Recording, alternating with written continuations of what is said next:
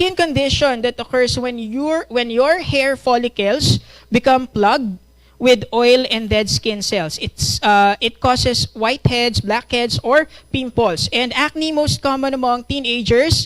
Ayan, teenagers daw. Though it affects people of all ages. So yung acne, ito yung condition na napoproduce kapag yung oil sa skin natin or yung sebum nga na tinatawag nagkaroon ng excessive.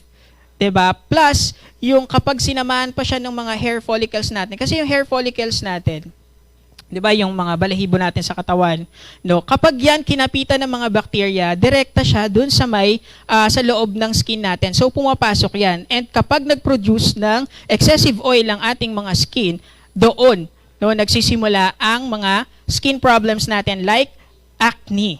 Alright? At hindi lang sa mga teenagers yan, no? Kasi sinasabi nila, sa mga teenagers na tawag dito, yung nagbo-boom pa lang, no, doon madalas tinatamaan ng mga pimples and acne. It's because dahil